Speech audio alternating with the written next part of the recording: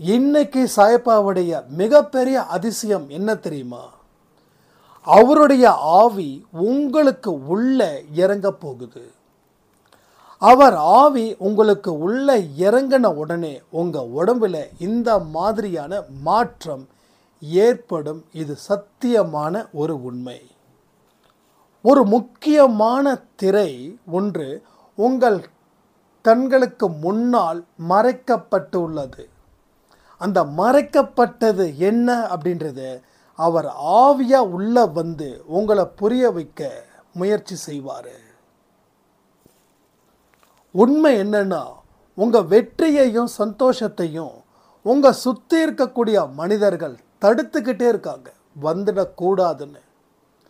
அதை நீங்கள் முறியடிப்பதற்கு உண்டான ஒரு வழி அவர் ஆவியின் மூலமாக வழி நடத்துவதற்கு உண்டான வழி. இவர்களுடைய ஆவியும் இது நாள் வரைக்கும் இருந்தது. அதனால தான் ஒரு ஆபத்தான வாழ்க்கையை வாழ்ந்துக்கிட்டு இருந்தீங்க. சாயப்பா உங்களை கண்டிக்கிறாருன்னா அது நிச்சயமாக வரும். ஆனால் எங்கே சாபமாக மாறுதுன்றதை நீங்கள் தெரிஞ்சுக்க வேண்டாமா? ஸோ இந்த பதிவு முடிஞ்சதுக்கப்புறம் கண்களை மூடி இதை செய்யுங்க. இந்த பதிவுலேயும் ஒரு இடத்துல செய்ய சொல்லியிருக்கோம். இந்த 2 விஷயத்தை செய்யும்போது இந்த இரவு மறக்க முடியாத ஒரு ஆசீர்வதிக்கப்பட்ட இரவாக மாறப்போகிறது.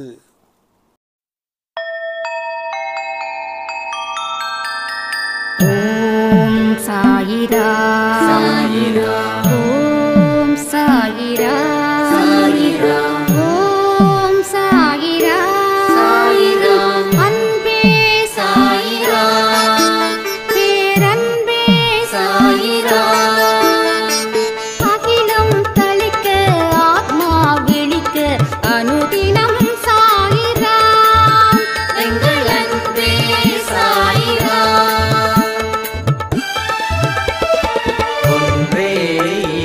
ஒன்றே பூமிக்கென்றும் சாயிரா, சரணம் சாயிரா, நன்றே செய்து வாழ்வோம், நாம் ஒன்றே செய்து வாழ்வோம், அன்பே சாயிரா.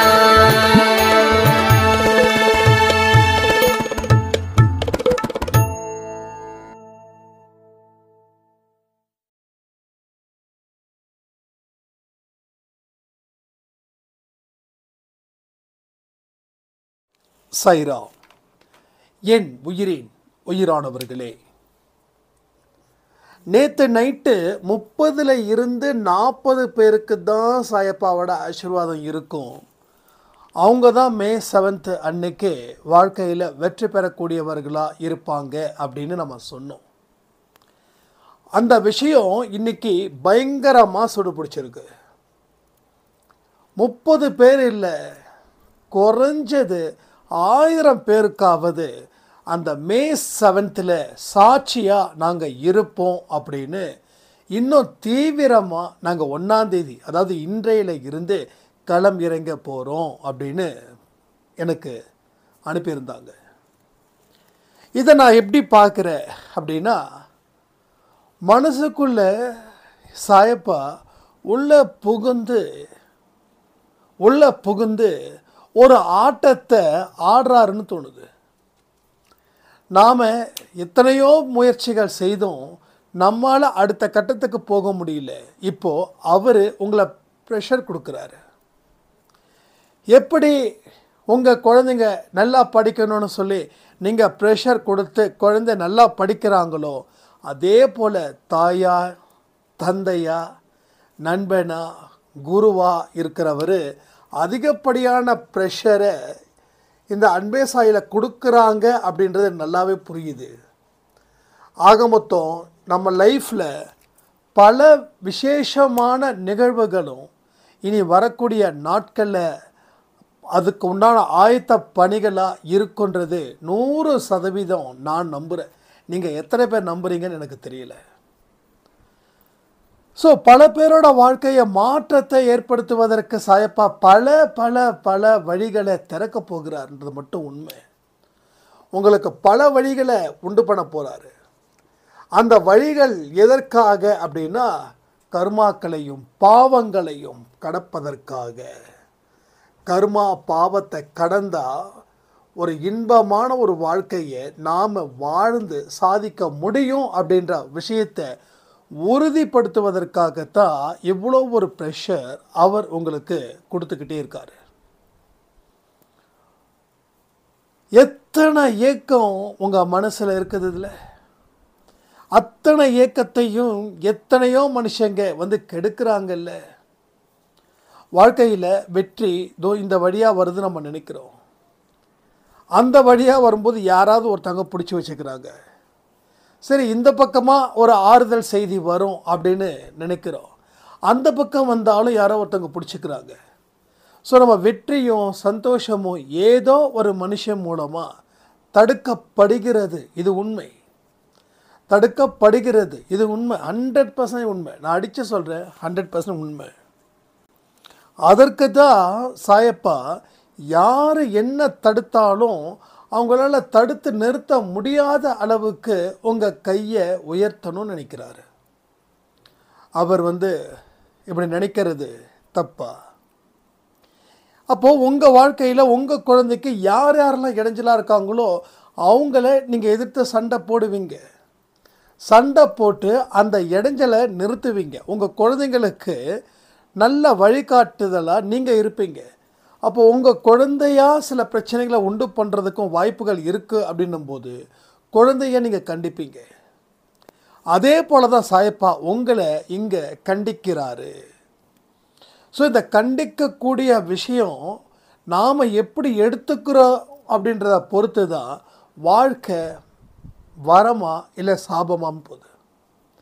என்னை கண்டிக்கிறாரு அப்படின்னு நினைக்கும் போதே நாம் பயந்துட்டோம் இல்லை வெறுத்துட்டோன்னா வாழ்க்கை சாபமாக போகுது. இல்லை என்னை கண்டிக்கிறது நல்லதுக்கு தான் அப்படின்னு நாம் நினச்சாவே போதும், அது வரமாக மாறுது. அப்போ இதுக்கு முன்னாடி அவர் உங்களை கண்டிக்கும் போது நீங்கள் ஒரு விரக்தியோட வெளிப்பாடாக இருந்தீங்க. அதனால் உங்களுக்கு வாழ்க்கை சாபமாக போச்சு. ஆனால் இனி அந்த நிலைமை வரக்கூடாது. ஏன்னா முன்னாடி இருந்த நீங்கள் அப்படின்றது வேறு, இப்போ இருக்கக்கூடிய நீங்கள் அப்படின்றது வேறு. முன்னாடி மனிதர்களால் உருவாக்கப்பட்ட எண்ணங்களின் அடிப்படையில் நீங்களாக இருந்தீங்க. இப்போ கடவுளால் உருவாக்கப்பட்டவராக இருக்கிறதால நீங்கள் அவர் சாயலில் இருக்கீங்க. இத்தனை நாள் நாம் வாழ்க்கையில் தோற்று போனதுக்கு காரணம் மனிதர்களோட சாயலில் இருந்தோம். இப்போ வாழ்க்கையில் ஜெயிக்க போவதற்கு காரணம் சாயப்பாவுடைய எண்ணங்களில் இருந்தோம். அப்போ 10 மனிதர்கள் உங்கள் கூட இருந்தாங்கன்னா அவங்களுடைய எண்ணங்களை நீங்கள் பிரதிபலிச்சிங்க. ஆனால் இப்போது சாயப்பாவோட எண்ணங்களை உங்களுக்கு உள்ள உட்கொள்ளும்போது அவருடைய மனிதராக நீங்கள் மாறுனீங்க. ஸோ இந்த வித்தியாசத்தை நீங்கள் உணரணும். உணர்ந்தால் தான் உங்களுக்கு அவர் கண்டிக்கக்கூடிய ஒரு விஷயமும் வரமாக போய் நிற்கும். இந்த நிமிஷம் கூட சாயப்பாவோட ஆவி உங்களுக்கு வரணும்னு நினச்சிங்கன்னா நிச்சயமாக அவருடைய ஆவி உங்களுக்கு உள்ளே வரும். அவருடைய ஆவி மோசமான ஆவி இல்லை, ஒரு பரிசுத்தமான ஆவின்னு பைபிளில் நம்ம நிறைய கேள்விப்பட்டிருக்கோம். தெரியுமா உங்களுக்கு? அந்த பரிசுத்தமான ஆவி அவங்க அதிகமாக யூஸ் பண்ணுவாங்க கிறிஸ்டின் கம்யூனிட்டியில் இருக்கிறவங்க.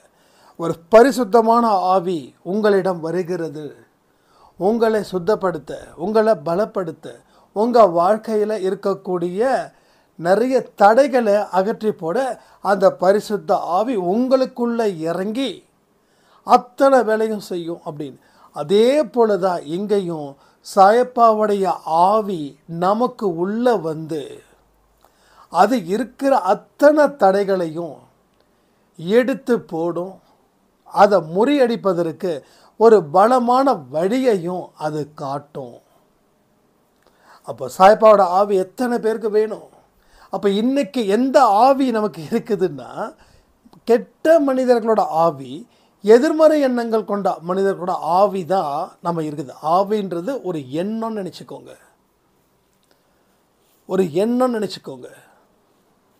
இப்போ 10 பேர் உங்களுக்கு சொல்கிறாங்க, உங்களை தீர்மானிக்கிறாங்க. அவங்க எப்படி தீர்மானிக்கிறாங்க தெரியுமா? நீங்கள் வாழ்க்கையில் எதுக்கும் உருப்படி இல்லாதவர்கள், இந்த மாதிரியான ஒரு விஷயத்தை வச்சு உங்களை அவங்க தீர்மானிக்கிறாங்க. ஸோ அவங்க தீர்மானிக்கிறதால நீங்களும் அவங்கள மாதிரி மாறுறீங்க. இப்போ அவங்க அப்படி தீர்மானித்ததால் நீங்கள் அப்படி வாழ்ந்ததால் உங்கள் வாழ்க்கையில் பல தடைகள் ஏற்பட்டுச்சு. உண்மை. திரும்பவும் சொல்கிறேன், திரும்ப சொல்கிறேன், பலவிதமான தடைகள் ஏற்பட்டு வாழ்க்கையை முடக்கப்பட்டதற்கு காரணமே இவர்களுடைய ஆவியை நீங்கள் சுமந்ததால். அப்போது உங்கள் வாழ்க்கையில் இவர்கள் ஆவி சூழ்ந்ததால் நடந்தவை அனைத்தும் மோசமாக நடந்தது. அதனால தான் பல பேர் உங்கள் வாழ்க்கையை அழிக்க வந்ததுக்கு காரணமாக கூட அமைந்தது. ஆனால் இனி யாருமே உங்கள் வாழ்க்கையை அழிக்கக்கூடாதுன்னு நீங்கள் நினச்சிங்கன்னா அவருடைய ஆவி உங்கள் கூட வர மாதிரி உங்களிடம் இருந்து அது வழி நடத்தணும், அது எனக்கு சம்மதம் அப்படின்னு ஒரு சம்மதத்தின்படி, ஒரு உறுதிமொழியின்படி அவர் முன்னாடி உட்கார்ந்து கண்களை மூடி, நீ எனக்குள்ள வா, நீ எனக்குள்ள வா, திரும்பவும் சொல்கிறேன், நீ எனக்குள்ள வான்னு சொல்லி கூப்பிடுங்க. அப்போ உங்களுக்குள்ள அவர் வருவார். ஆனால் நீங்கள் கூப்பிடும்போது உறுதியான நிலைப்பாடில் கூப்பிடணும். இங்கேயே கூப்பிடலாமா? அவரை இப்பயே கூப்பிடலாமா? எனக்குள்ள வாங்கன்னு சொல்லி கூப்பிடலாமா? இதை இப்போ 100% நான் சொல்ல நீங்கள் கூப்பிடும்போது உங்கள் உடம்பு மெய் சிலிர்த்துச்சு அப்படின்னா அவர் வந்துட்டான்னு அர்த்தம். மெய் சிலிர்க்கலை அப்படின்னா அவர் வருவதற்கு இன்னும் நாட்கள் ஆகும்னு அர்த்தம். ஒரு பவர் நம்மக்கிட்ட இறங்குதுன்னா நமக்கு உடம்பு மெய் சிலிர்க்குமா சிலிர்க்காதா? அப்போ இந்த பதிவை, இந்த நேரத்தை கண்களை மூடி திரும்பவும் சொல்லுங்க, என்னிடம் இறங்கி வான்னு சொல்லுங்க, எனக்குள்ள வான்னு சொல்லுங்க, உன்னுடைய ஆவி என்னுடைய ஆவிக்குள்ள வரட்டும்னு சொல்லுங்க. இந்த மாதிரியான 3 வார்த்தைகளில் எந்த வார்த்தைகள் உங்களுக்கு ஸ்ட்ராங்காக இருக்குதோ அப்படி அழைங்க. எனக்குள்ள இறங்கி வானே சொல்லுங்க. அதில் இருக்கக்கூடிய அந்த வார்த்தைக்கு உண்டான பவர் பெரிய அளவில் இருக்கும். இல்லை, என்னுடைய ஆவியோட நீங்கள் ஐக்கியமாகுங்கன்னு சொல்லுங்கள். ஒரு பரிசுத்த ஆவி என்னை வழி நடத்தட்டும்னு சொல்லுங்கள். சாயப்பாவோட ஆவி எனக்கு வழி நடத்தணும்னு சொல்லுங்கள். கண்களை மூடி சொல்லுங்கள், மனதில் சொல்லுங்கள், சாயப்பாவோட பரிசுத்த ஆவி எனக்குள்ளே இறங்கட்டும்னு சொல்லுங்கள். அப்படி சொல்லும்போது உங்களுக்கு ஒரு மிகப்பெரிய வைப்ரேஷன் டெஃபினட்டாக கிடைக்கும். ஏன்னா அவர் உண்மையானவர், அவர் பலமானவர். அவருடைய ஆவி நம்ம உடம்புக்குள்ளே இறங்கும்போது அந்த உடம்பு நிச்சயமாக ஒரு விதமான மெய்சிலிருப்போடு இருக்கும். கடவுள் ரொம்ப பலமானவர், நாமளும் பலகீனமானவங்க. பட் அவர் நம்மளுடைய பலகீனம் எப்படிப்பட்டதோ அதற்கு தகுந்த மாதிரி அவர் நம்மளுடைய உடம்புக்குள்ளே, நம்ம மனசுக்குள்ளே இறங்கி வழி நடத்த போகிறாரு. ஏன்னா இது ரொம்ப முக்கியம் தானே. இத்தனை நாள் நம்ம எத்தனையோ மனுஷங்களுடைய ஒரு ஒரு உருவமாக இருந்தோம். பல மனுஷங்களோட உறவு, நம்ம அப்பாவுடைய எண்ணமாக இருந்தோம், நம்ம அம்மாவுடைய எண்ணமாக இருந்தோம், கூட பிறந்தவங்க, நட்பு வட்டாரம், உறவுகள் வட்டாரம், சகன் மனிதர்களோட வட்டாரம், சமுதாயத்தின் வட்டாரம், இந்த மாதிரி ஒரு உருவமாக இருந்தோம். இதனால் நமக்கு நிம்மதி இல்லை. 1000 பேர் இருந்தாலும், 1,00,000 பேர் இருந்தாலும், கோடி பேர் இருந்தாலும் நிம்மதி இல்லை. ஆனால் இன்னைக்கு யாருடைய சாயலும் இல்லை. அப்படின்னா தெய்வத்துடைய சாயலாக நாம் விளங்க போகிறோம். அதன்படி நம்ம வாழ்க்கையை ஆரம்பிக்கவும் போகிறோம். இத்தனை நாள் உங்கள் வாழ்க்கையில் என்னமோ நடந்தது, ஏதோ நடந்தது, எப்படியோ நடந்தது, அதுக்கும் உங்களுக்கு இனி பொறுப்பு இல்லை. என்னைக்கே ஒரு பரிசுத்த ஆவி உங்களுக்கு உள்ளே வந்து செயல்பட ஆரம்பிக்குதோ, இன்று முதல் நீங்கள் கடவுளுடைய குழந்தைகள், கடவுளோட குழந்தைங்க. என்றைக்குமே இதை தான் நாம் திரும்ப திரும்ப திரும்ப திரும்ப யோசிக்கணும். உங்கள் வாழ்க்கையில் நீங்கள் எந்த விதமான ஒரு மாய வலைக்குள்ளேயும் சிக்கிக்க கூடாது. உங்களுடைய மனசு, உங்கள் புத்தி எல்லாமே இந்த குதிரைக்கு கடிவாளம் போட்ட மாதிரி அதே பொசிஷனில் இருக்கணும். அந்த பொசிஷன் சேஞ்ச் பண்ணவே கூடாது. ஏன்னா நம்ம மனசு கண்டதை பார்க்கும், கண்டதை நினைக்கும். அப்போது அந்த பரிசுத்த ஆவி வெளியில் போயிடும். அந்த பரிசுத்த ஆவியை தக்க வச்சுக்கணுன்னா நம்ம மனசும் நம்மளுடைய உடலும் கடவுளை சம்மந்தப்பட்டதா, கடவுளை அணுகக்கூடியவர்களாக இருக்கணும். ஒரு வேலை செய்யும்போது கூட நம்ம கூட சாயப்பா நமக்குள்ள ஆவியாக இருக்காருன்னு நினச்சி பாருங்கள். அந்த வேலைகளை அவ்வளோ முன்னேற்றத்தை நீங்கள் காணலாம். சலிப்பு அப்படின்றது சாத்தானுடைய கூடாரம், சோம்பேறி அப்படின்றது சாத்தானுடைய கூடாரம். இந்த கூடாரத்தில் நம்ம இருக்கும்போது பரிசுத்த ஆவி நம்மளிடம் வந்து சேராது. அப்போ சாயப்பாவோட ஆவி எப்போ வரும்னா, நாம் எடுக்கக்கூடிய முயற்சி, நம்மளுடைய மனநிலையில் ஏற்பட்ட மாற்றம், அந்த மாற்றத்தின் அடிப்படையில் தான் அவர் நம்முடன் இருக்கிறாரா, ஆவியா இல்லையா அப்படின்ற ஒரு விஷயமும் இங்கே உங்களுக்கு புரிய வரும். ஸோ அப்போ எவ்வளவு பெரிய ஒரு விஷயத்தை நாம் இங்கே சொல்கிறோம், அதை எந்த அளவுக்கு உண்மை நம்பிக்கைன்னு நினச்சி நீங்கள் செயல்பட ஆரம்பிக்கிறீங்களோ அந்த அளவுக்கு வெற்றி உத்தரவாதம். மே 7 வரைக்கும் கூட வேண்டிய அவசியம் இல்லைங்க. ஏப்ரல் 7 உங்கள் வாழ்க்கையில் பல மாற்றத்தையும் ஏற்படுத்துவதற்கு உண்டான வாய்ப்பாக கூட இது அமையும். ஸோ வாய்ப்புகளை நாம் தான் உருவாக்கணும். நாம் நினைக்கிறோம் கடவுள் வாய்ப்புகளை உருவாக்கி தராருன்னு. அவர் ஆல்ரெடி உருவாக்கி தந்துட்டார். நம்ம கதவுக்கு முன்னாடி கெஸ்ட்டை நிற்க வச்சிட்டு இருக்கோம். நாம் கதவை திறந்தால் தானே கெஸ்ட்டு உள்ளே வருவாங்க. அதே போல் சாயப்பா எத்தனையோ வாய்ப்புகளை இங்கே வழங்கிட்டார். நீங்கள் என்னைக்கு கேட்டீங்களோ அன்னைக்கு அவர் கொடுத்துட்டாரு. அவர் கொடுக்கலன்னு நாம் நினச்சிக்கிட்டு இருக்கோம். ஆனால் நாம் வாங்கலைன்னு நமக்கு தெரியல. இது ஒரு சாயராம் கேட்டாங்க, நீங்கள் சொல்லும்போது என்னால் ஏற்றுக்க முடியல, ஆனால் எனக்கு வாழும்போது எனக்கு தெரியுது. சொல்லும்போது ஏற்றுக்க முடியல.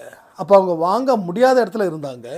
இப்போது அவங்க வாங்கினதுக்கு அப்புறம்தான் எஸ் வாய்ப்புகளை ஏற்கனவே கொடுத்துட்டாரு. அதற்கு உரிய வழிகளை நான் ஏற்படுத்தி இருந்தால் அதை வாங்கியிருக்கலாம். ஒரு கோப்பை ரெடியாக இருக்குது, உங்களோட ஓட்டம் ரெடியாக இருக்குது.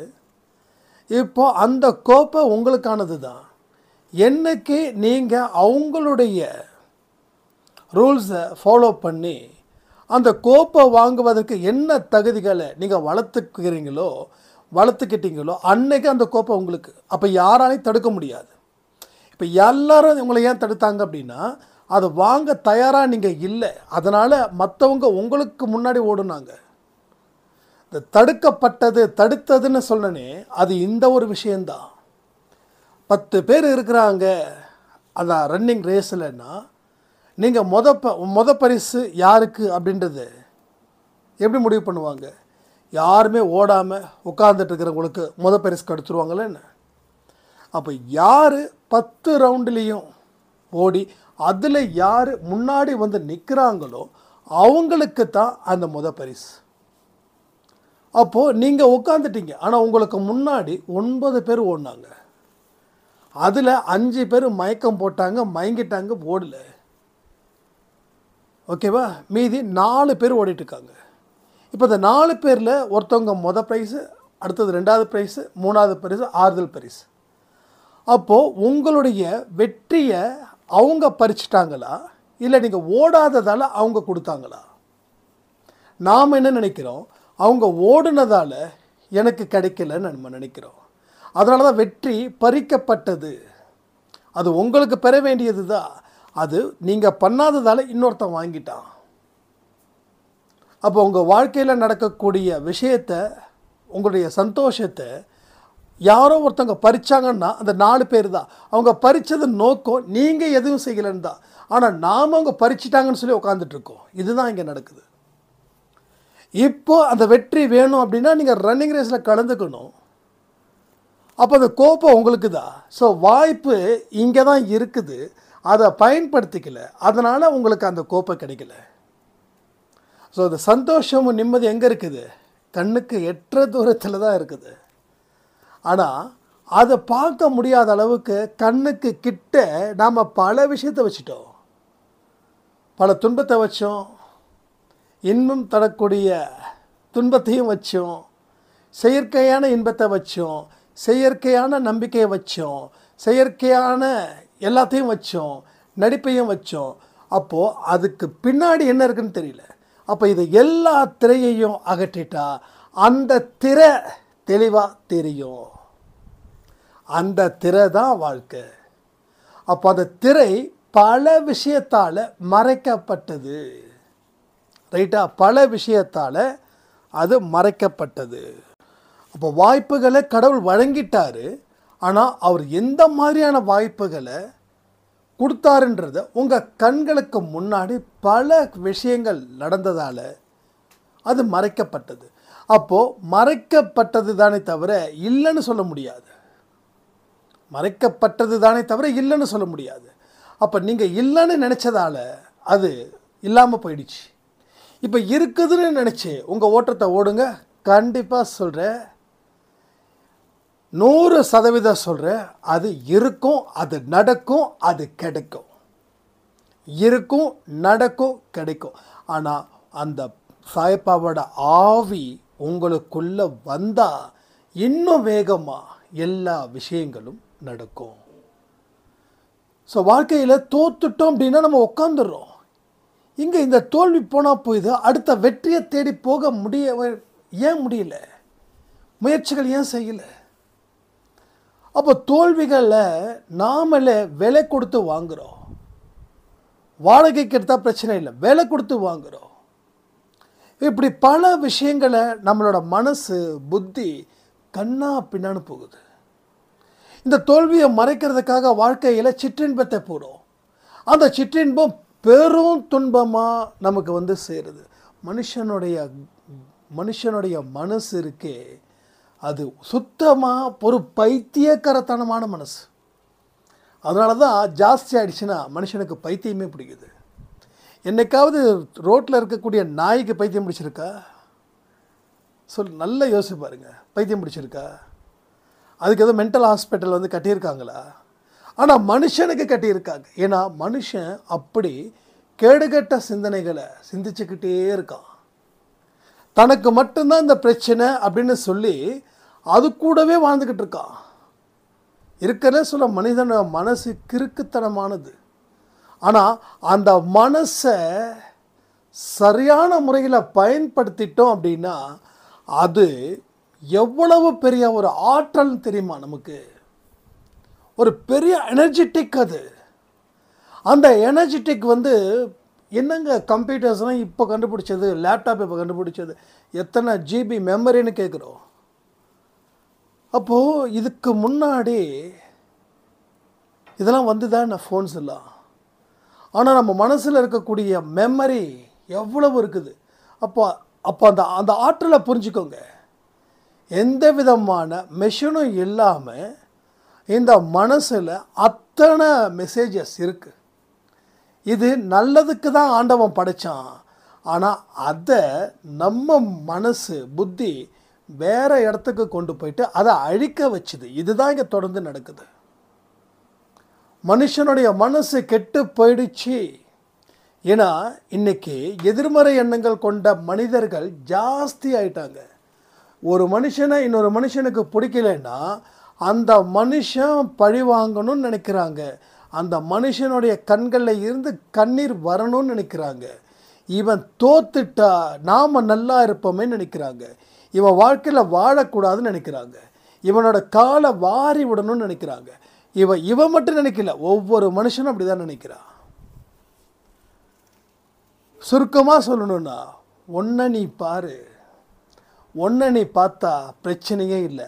அடுத்தவனை பார்க்க ஆரம்பிச்சிட்டா உனக்கு பிரச்சனை ஸ்டார்ட் ஆகுதுன்னு அர்த்தம். நீயா உன்னை வெளில வச்சு உன் கண்ணை சொருகி கண்ணை வெளியில் தூக்கி போடுற, அடுத்தவனை பார்க்குறதால இப்படிப்பட்ட வழியை நீ அனுபவிக்கிற. ஒன்றை நீ மட்டும் பாரு. ஒன்றை நீ பார்க்கும்போது நீ ஒன்றை சுத்தப்படுத்துவ, உன் மனசை சுத்தப்படுத்துவ, உன் மனசில் எழுந்த எண்ணங்களை சரிப்படுத்துவ, அதை ஒழுங்குபடுத்துவ. ஒழுங்குபடுத்தினதை உன் வாழ்க்கையில் ப்ராக்டிக்கலாக கொண்டு வர முயற்சி செய்வேன். முயற்சி செய்யும்போது ஜெயிக்கும்போது ஆனந்தம் இருக்கும். அதை தாண்டி ஒரு பாசிட்டிவ் வைப்ரேஷன் இருக்கும். நீ யாரெல்லாம் பார்க்குறியோ அவங்க அத்தனை பேரும் நல்ல மனிதர்களாக கூட மாறுவார்கள். That's a positive, that is a positive vibration. வேறு ஒன்றுமே இல்லை. நல்லவர்களை நீங்கள் பார்த்தீங்கன்னா, அவங்களோட கண்களை பார்த்து பேசுனீங்கன்னா உங்கள் பிரச்சனைகள் கூட தீரும். அவ்வளவு பெரிய ஒரு அந்த பவர் அங்கே இருக்குது. நல்லவங்க பார்வையில் நம்ம இருக்கிறோமா? நல்லவங்க பார்வையில் நம்ம இருக்கிறோமா? ஒரு மோசமான மனுஷனோட பார்வையில் இருக்கோமா, நல்ல மனுஷனோட பார்வையில் இருக்கோமா அப்படின்னு கணக்கு வச்சா இங்கே இருக்கிற எல்லா மனுஷனும் மோசமான பார்வைகள் கொண்ட மனிதர்கள் கிட்டேயே இருக்கிறான். அவன் தான் மோசமாக பார்க்குறானே, கொஞ்சம் விலகி நிற்கலான்னு தோணுதா? விலக முடியாது. அப்போது அவன் ஒரு பேட் வைப்ரேஷனை உங்களுக்கு கொடுக்குறா. நீங்கள் அதை வாங்குறீங்க. வாங்கி என்ன பண்ணுறீங்க? நீங்கள் மற்றவனுக்கு கொடுக்குறீங்க. இப்போது என்ன வாங்குறன்றது முக்கியம். என்ன வாங்குறன்றது முக்கியம். அப்போது என்ன வாங்குகிறோமோ அதை தான் இங்கே கொடுக்க போகிறோம். அப்போ நல்ல மனுஷனோட பார்வையில் நீ இருக்கணும்னா நல்லதை நினச்சாதான் உனக்கு இருக்கக்கூடிய நல்ல மனிதர்கள் உன்னை சுற்றி வருவாங்க. இல்லைன்னா கெட்ட எண்ணங்கள் கொண்ட மனுஷங்களே உன்னை ரவுண்ட் பண்ணுவாங்க. அப்போ நீ கேட்குறது, பார்க்கறது, சுவாசிக்கிறது எல்லாமே நல்ல எண்ணங்களாக கொண்ட விஷயங்களாக மட்டும்தான் இருக்கணும். நல்லதுக்கு 10 தான், ஆனால் கெட்டதுக்கு லட்சம். ஸோ 10 எங்கே, லட்சம் எங்கே? யோசிச்சு பாருங்க. கெட்டது செய்கிறதுல இப்போ அலாதி பிரியம். அதாவது ஒன்றும் இல்லை, நம்ம சாப்பாடை கூட சொல்லாமே, இட்லி சாப்பிட்டா உடம்புக்கு ஓரளவுக்கு நல்லது. அதே சைனீஸ் சைடில் இருக்கக்கூடிய நூடுல்ஸ் இது மாதிரிலாம் சாப்பிட்டா நல்லதா? ஆனால் இட்லியை விட அது ரொம்ப டேஸ்டானது. அப்போ பாருங்கள், இட்லின்றது இவ்வளோதான் டேஸ்ட்டு, அதை தாண்டி ஒன்றுமே இல்லை. ஆனால் மற்ற ரெஸ்டாரண்ட்டில் ஃபாஸ்ட் ஃபுட்டு இருக்கக்கூடிய அந்த ஃபுட்டெல்லாம் பார்த்திங்கன்னா அப்படியே மணக்கும். ரோட்டில் நடந்து போனாலும் இல்லை வேகமாக ஒரு பைக்கில் போனாலும் அந்த ஸ்மெல்லு அப்படியே நம்மளை ஆக்கிரமிப்பு பண்ணுதா இல்லையா? எத்தனையோ நாள் நான் ஏமாந்து போயிருக்கேன். வீட்டில் போய் சாப்பிட்லான்னு சொல்லி வேகமாக போவோம் பசி அப்படின்னு. திடீர்னு பார்த்தா அந்த ஹோட்டல் அது இது அப்படின்னு போகும்போது அந்த இடத்த தாண்டும் போதே குருமாவோட வாசனை மணமணுக்கும். உடனே வண்டி எவ்வளோ தூரம் போகிறோமோ மறுபடியும் யூட்டர்ன் போட்டு எந்த ஹோட்டலில் அந்த வாசனையை பார்த்தோமோ அங்கே போய் நின்று சாப்பிட்டுட்டு நம்ம வரோம். ஸோ இட்லி நல்லதா? இட்லி டேஸ்ட்டா? இல்லை ஃபாஸ்ட் ஃபுட் ஐட்டம் டேஸ்ட்டானா? ஃபாஸ்ட் ஃபுட் ஐட்டம் தான் டேஸ்ட், இட்லி வேஸ்ட். அப்போ இந்த வேஸ்ட்டு தான் நம்ம உயிரையே வாழ வைக்குது, டேஸ்ட்டு நம்ம உயிரை கொல்லுது. அப்போ நல்ல விஷயங்கள் 10, மனுஷனை அழிக்கக்கூடிய விஷயங்களோ லட்சம். அப்போ எது டாமினேட் பண்ணுது? கெட்டது. அப்போ கெட்டது நம்ம ஈஸியாக டாமினேட் பண்ணுதுன்னா நாம் எச்சரிக்கையோடு இருக்கணுமா இல்லையா? ஆனால் அந்த எச்சரிக்கை தான் நமக்கு இன்னும் வரலை. எச்சரிக்கை தான் இன்னும் வரலை. அந்த எச்சரிக்கை, அந்த விழிப்புணர்வு நிலையை நாம் என்னைக்கோ தூக்கி எரிஞ்சிட்டோம். டக்கு டக்கு டக்கு டக்குன்னு விடுற இடம் அத்தனையுமே ஆபத்து நிறைஞ்ச ஒரு பகுதியாக இருக்குது. பிரச்சனைகள் பயங்கரமாக வெடிக்குது.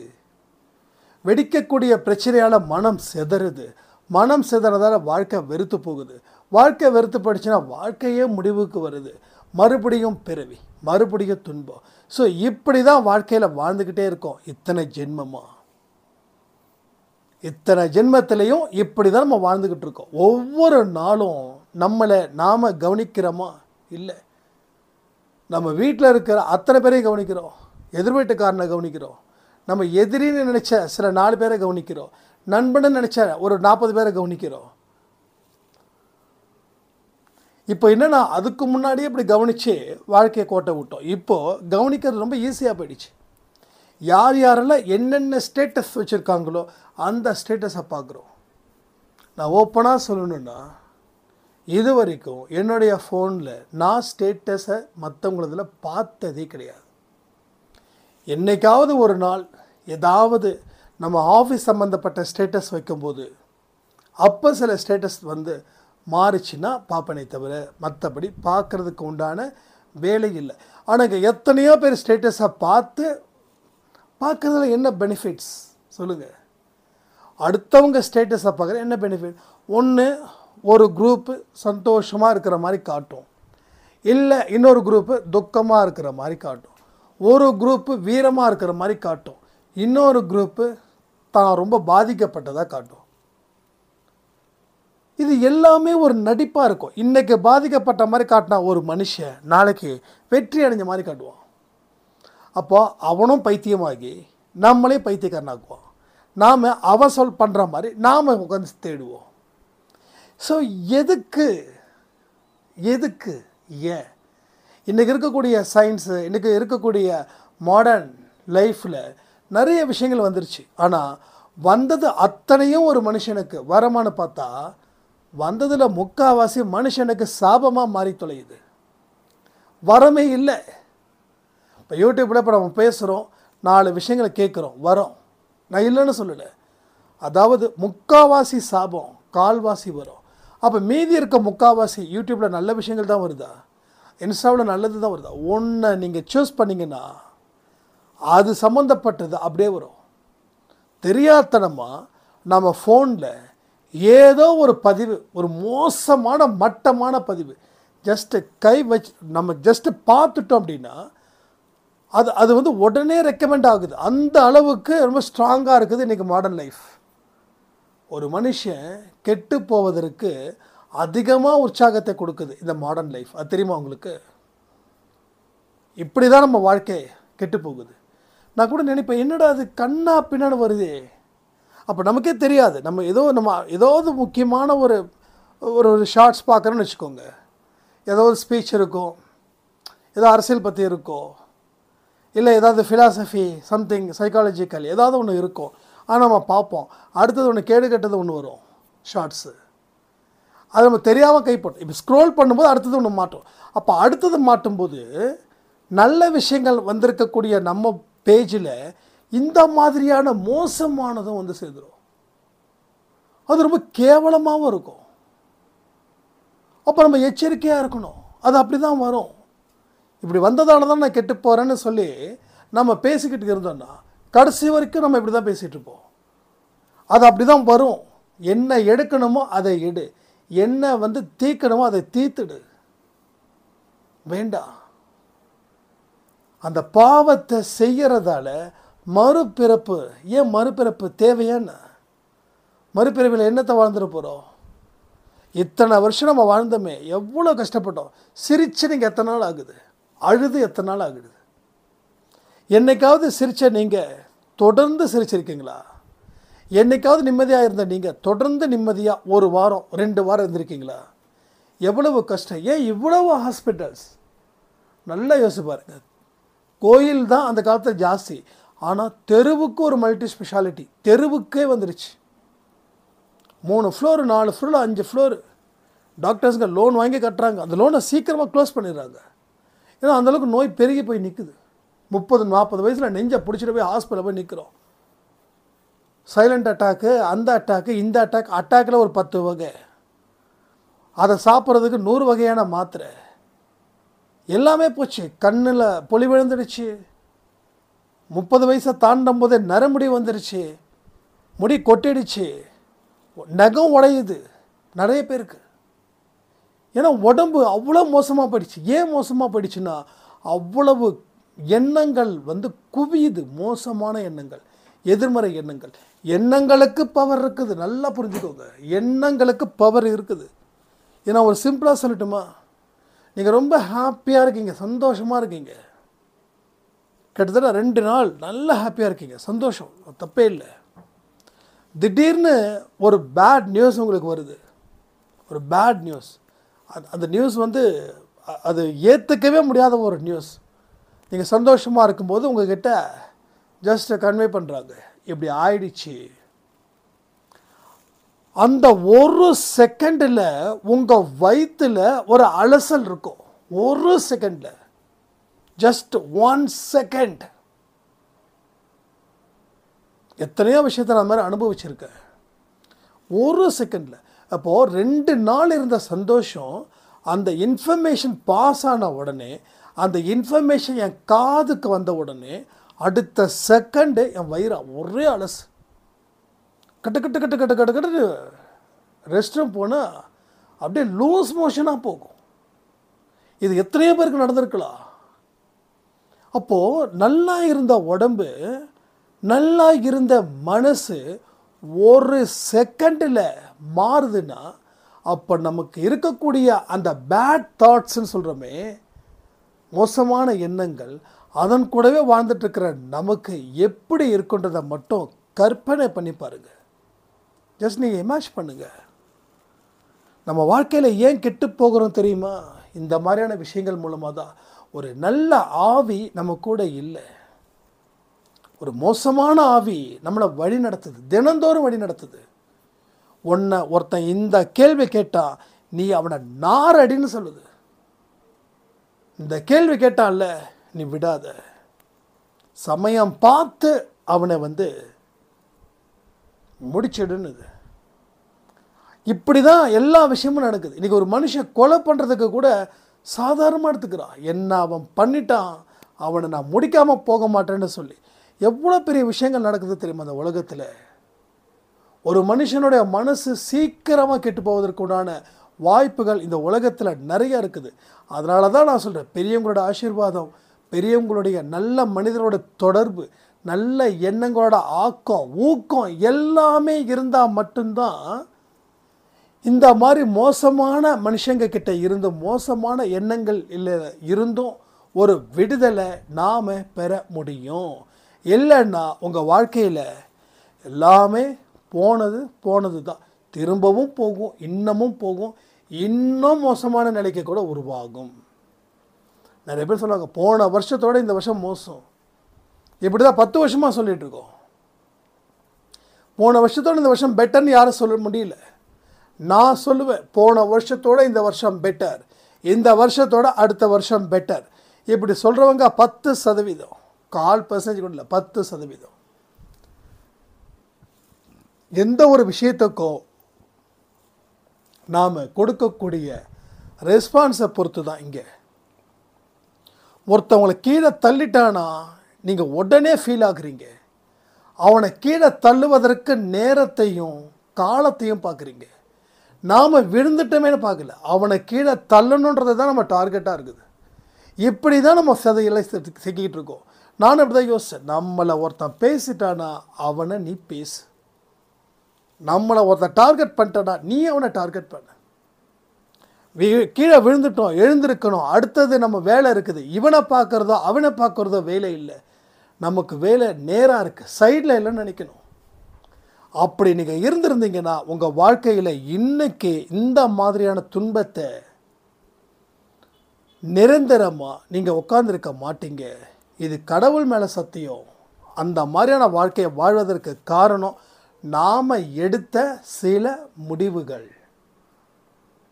அதனால தான் பல இடத்துல நம்மளால் மீள முடியல, வாழ முடியல, வழி தெரியாமல் சிக்கி தவித்து கொண்டு இருக்கிறோம். எல்லாத்தையும் சரி பண்ணுங்க, எல்லாமே சரியாகும். ஒரு பதிவும் உங்களுக்கு தேவை வாழ்க்கையில் அடுத்த கட்டத்துக்கு போவதற்குன்னு சொல்லி இந்த ஆடியோவை நான் முடிக்கிறேன். ஜெய் சாய்ராம்.